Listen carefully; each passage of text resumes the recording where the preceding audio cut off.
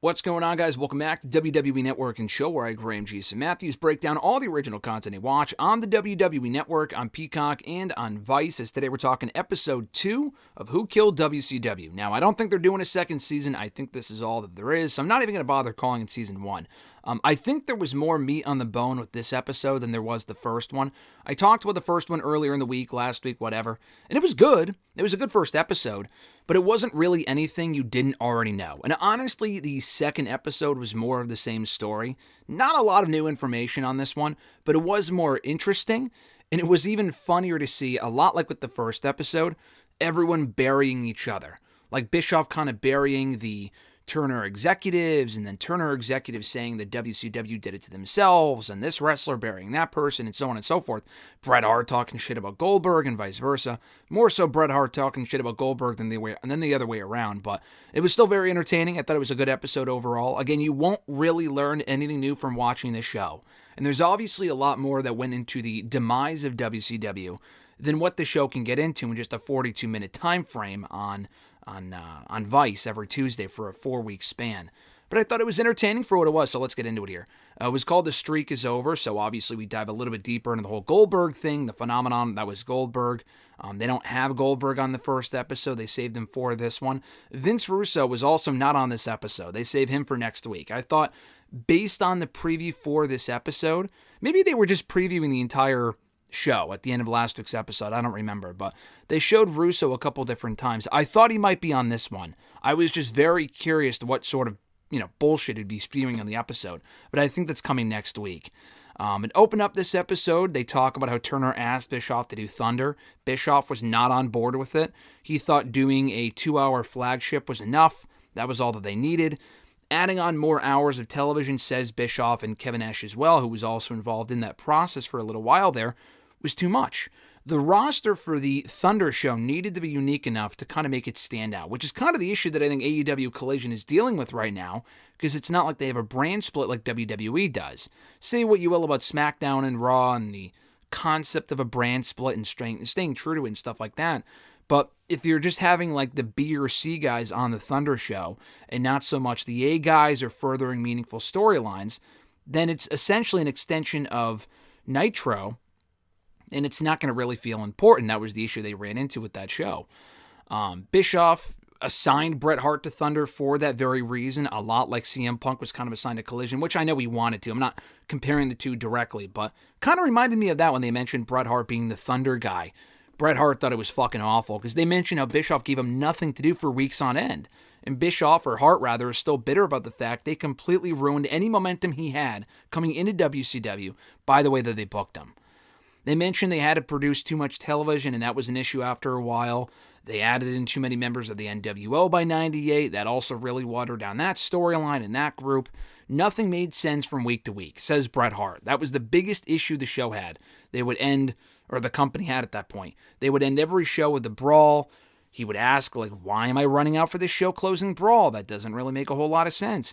And the only thing harder, Bischoff says, than gaining momentum is maintaining momentum. And they lost that momentum was their issue. So for the first time in 86 weeks or whatever it was, Nitro gets beaten in the ratings by Raw, April 98, right after WrestleMania when Stone Cold Steve Austin was the new WWF champion. In comes Goldberg. They needed a new star to kind of build around, freshen things up, create buzz. They built around Bill Goldberg, who always aspired to play football. He suffered at least one, if not more, career-ending injuries in football, which is what kind of led to him to transitioning into WCW and wrestling in general. So the crowd really took to him early on as a superstar, they say, but at the same time, if for as quickly as he grew as a star and was really getting over with the undefeated streak and whatnot, he says hurting people wasn't his intent, therefore it wasn't his fault. Bret Hart, among other people, Kevin Nash as well, take exception to the fact that Goldberg doesn't really, take responsibility for hurting people, that whole thing, saying that it wasn't his intent. No shit, it wasn't his intent. But if he was doing it enough, Nash even says, dude, you're in there stiffing people. This isn't real. This is just all pretend. You have to go in there and protect your opponent. And he wasn't doing that more often than not. Obviously, the Bret Hart example being the most prominent of them all, where they went in at Starrcade, he injured him, and Bret Hart was never the same. He never really wrestled again after that. So they kind of recapped that whole thing, but that's not until a lot later on. But again, it was just funny how Goldberg, they mentioned they're kind of taking turns burying the guys in ring work and how he was kind of reckless in the ring. And then Goldberg was like, well, that wasn't my intent, so therefore it wasn't my fault, which is such a dumb fucking excuse. But it created jealousy within the locker room that people were jealous of the spot that he had, but he was advertiser friendly. He was all in the commercials and promotion, the fucking video game, which I still have. WCW versus NWO Revenge, great game for the N64. Hogan calls up Bischoff. Hogan's not on the show, obviously. He's not one of the talking heads. I don't know why he isn't. I don't know if they asked him and he said no, because they have the fucking Rock on the show. Like, WWE obviously has some input. Booker T works for WWE and is involved in the show. So Hogan's clearly under a WWE Legends deal. He could do the show if he wanted to, but obviously he didn't want to. Otherwise, I would think he would be in here to kind of tell his own side of the story, which would obviously be bullshit, but it would be interesting to hear what he would have to say in defense of the stuff they're accusing him of. But anyway, so Bischoff says that Hogan called him up, and he said that he wanted to put over Goldberg at the Georgia Dome on Nitro and put him over and crown him the new WCW World Heavyweight Champion. Rock mentioned that he used to watch Nitro to see how they would do things differently, so WWF could do things differently, because they didn't have a whole lot of momentum at that point. The tide started to turn in the favor of WWF in the Attitude Era, but they were still kind of behind in some respects, and they were building new stars in Goldberg. I mean, they were already doing that, WWF was, with Stone Cold and Triple H and The Rock, obviously, and other people, but I think he meant early on and not so much at that exact point in 1998. So Bischoff, speaking of the Attitude Era, they talk about how the Attitude Era the rise of the Attitude Era, how it really took over the business and whatnot, or really rejuvenated WWE's programming. Bischoff takes credit for that. He takes credit for the Attitude Era, saying that WCW did it first. The difference, though, is that WWF, though, was doing it maybe not necessarily first, but they did do it better. And that was what created the ratings boost kind of in favor of WWF in the spring onward in 1998. So Bischoff then says that he was then told by the Turner executives, standards and practices, he had to fight them constantly. They told him how to run WCW starting in July 1998. And he kind of blames that, maybe not necessarily entirely, but credits a lot of the downfall of WCW programming with how they were doing things and what they could get away with. He blames it on that.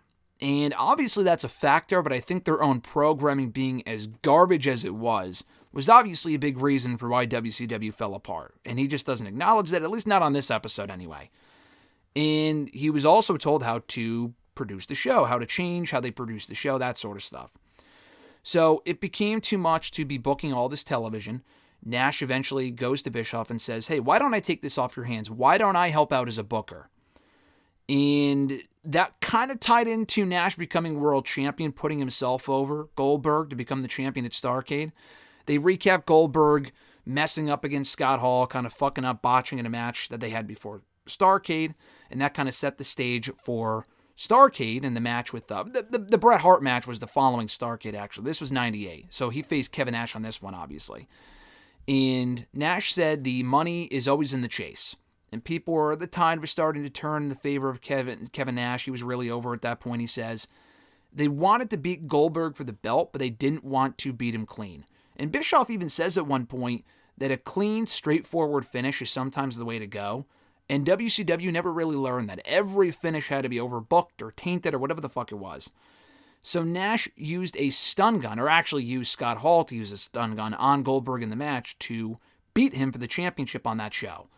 It quote-unquote protected Goldberg in defeat, but at the same time, it was a shitty finish. And Bischoff even says on this show, in retrospect, it was a mistake to book the finish that they did, or at least the way that they did it. But Nash kind of defends the decision to put himself over at that point because he said, I was really over. Listen to that reaction. People wanted to see it, blah, blah, blah. Goldberg didn't like it. He knows that he's not, in charge of the company. He's not a creative guy, whatever, but he didn't like that finish or how they did it. So they then recap the finger poke of doom, which followed in early 1999. They ran it back on Nitro, or at least they were supposed to. Hogan shows up instead. He returns to WCW TV, gets the rematch on Nitro for the championship. Kind of supposed to be a rift between Hogan and Nash. Hogan had been gone for a while, and him and Nash obviously had history in the NWO. They were not on the same side at this point. And Nash defends the decision to do that finish, to do the finger poke of doom, because it got him. Like, it was a shocking moment when Nash laid down for Hogan and just essentially awarded him the WCW World Heavyweight Championship. The viewers didn't think as much, considering that before the show even started, before Raw even started, obviously the infamous line, they had Tony Schiavone on commentary tell people that Mankind, a.k.a. Mick Foley, who used to work in WCW, would be beating Rock for the WWF Championship on that night's Raw. Oh, that's going to put butts in the seats. You know, the famous line, which, for whatever reason, they did not put on the episode, which was really disappointing because it was such a great fucking funny line, considering what ended up happening. It did end up putting butts in the seats. It did end up putting people, having them change the channel to Raw to watch that show instead of Nitro. And it led to a massive rating surge, like well over like hundreds of thousands, millions of people switching the channel to watch Raw to see Mick Foley win the championship over the dumbass finger poke of doom angle they did on Nitro, which was just amazing. So Bischoff says, meanwhile, WCW becoming successful was frustrating for a lot of people, a lot of the higher-ups at Turner, because it was never really the plan for WCW to be as successful as it was, for it to be making as much money as it was. Bischoff says that Turner, they used to move losses from other divisions of the company because they were in debt like every major company is. They would move those losses over to WCW. So they would allocate the budget, kind of slash the budget down to a point where WCW really couldn't do much. And any losses they, didn't have or did have, whatever, they would kind of blame WCW entirely for that, and not so much these other divisions that were causing it. At least according to Eric Bischoff on this episode. I thought that was interesting, and it might have even been true, but again, it's not entirely the reason for why WCW failed. That's just a scapegoat excuse. So I thought it was funny that he said that. I'm like, dude, this show just sucked at that point, among other reasons, but there might have been one reason, but it wasn't the entire reason. So anyway, they mentioned how everyone was making seven figures around that point, which was true. They would sign people just to do nothing. People would be sitting at home for a year getting paid, again, doing nothing. That was a bigger reason as to why WCW failed and why they lost so much money compared to anything that Turner was doing to WCW, which they were, but again, it was also part of the problem that they were paying people just to be there, but not really to do anything. So Bischoff mentioned that he was under forensic investigation, that's what he called it, by Turner, and he wishes he quit at that point. And he didn't really go anywhere. They found him not guilty, essentially. But it was at that point he stopped being loyal to the company. Bret Hart said that around that point, how they were using himself, how they were using Bret Hart was sad. He told Goldberg not to hurt guys. He told him right before Starrcade even happened, he said before the match, hey, don't hurt me. And then they recapped the match where he hurt him by accident, quote unquote. I mean, it wasn't obviously intentional. But he hit a kick, and Goldberg defends himself and says, oh, why can you blame me? I hit a move, you took it the wrong way, blah, blah, blah. Bret Hart said, we didn't go over this in the match. That's not a part of his usual arsenal, apparently. And he hit it anyway, and he fucked it up, and he kicked me right in the head with as much force as he could. And he ends, essentially, Bret Hart's career right then and there at Starrcade in their World Heavyweight Championship match. Hart is adamant that it wasn't an accident, and they kind of go back and forth on that, which that was funny. Bischoff mentions that around this time he was frustrated. The Time Warner merger gets completed. Bischoff felt like he lost a lot of Turner's support around that time. He says the summer of 1999 was one of the worst periods of his entire life, he says. Harvey, I forgot the first, last name, whatever, but one of the Turner guys calls Bischoff to tell him that he has to go home. And Bischoff says, well, maybe after the pay-per-view that we have coming up this weekend, Fall Brawl, and they said, nope, not anymore, you're not on that show. So he got fired right then and there, but he said in the moment he felt relieved. After all that he had to endure by Turner and whatnot, that he felt relieved to be let go from the company at that point. And he mentioned he went fishing the next day, he was enjoying life and whatnot. And then they close out the episode with all these people praising Bischoff for the work that he did. For all the dumb stuff that he did, he was also doing a lot of good for the company. He was credited with creating the NWO and the giant surge of momentum and popularity that they had in the late 90s and all this other stuff. So they kind of take their turns. It's like a circle jerk for fucking Eric Bischoff, as gross as that sounds. But that's essentially what it is. And them praising Bischoff and going around and like, oh yeah, he was so great and blah, blah, blah. And he is in a lot of ways, and I like Eric Bischoff a lot, but they almost give him too much credit for certain things. Like him crediting himself for creating the Attitude Era is just completely fucking ridiculous. Like, maybe he said that elsewhere before. I know Vince Russo takes a lot of that credit. And we'll get to him next week. He is on next week's episode, so I'm very much looking forward to that one. I'm very curious how much more they can even really cover because they have another 2 full episodes left. We're already in late 99. So we obviously have 2000 left, which I guess alone is an episode in and of itself. And then we have the actual closing down of WCW. I'm not sure how they're going to stretch that out to 2 full episodes, but I'm curious to see what they say and how they do so in the next 2 episodes. So good stuff here. I was more, not really enlightened. Again, this was kind of more of the same. But I was more entertained, I guess would be the right word, by this episode than it was the first one. Because you have a lot of people, again, believing their own bullshit and spewing these stories that aren't necessarily true or leaving out key moments in what really did kill WCW. They're really stretching it out because they want to live up to the name of who killed the company, blah, blah, blah. The name of the show, that is. But a lot of it is just pure nonsense. And attempting to hear a lot of these people, again, just spin their own narrative is amazing. So I enjoy the show for what it is. I would not go into the show if you are a wrestling fan of any stretch of time expecting to learn anything new, but it is quite the entertaining watch, if nothing else. So airing every Tuesday on Vice, I think at 9, 10 p.m., might be 8, I don't know, East Coast time. But I check it out after the fact, and I try to stay away from what people are saying on Twitter, which isn't a lot of people. The show really hasn't had a lot of attention or buzz. I don't know what the ratings look like, but at least in my timeline, the show doesn't get a whole lot of attention. But we'll talk about episode 3 next week here on the channel. Be sure to like the video, drop a comment, share the video, and subscribe to the channel for more daily content. Have an awesome one, folks. I'm Graham G. Matthews, and I'll catch your ass down the road.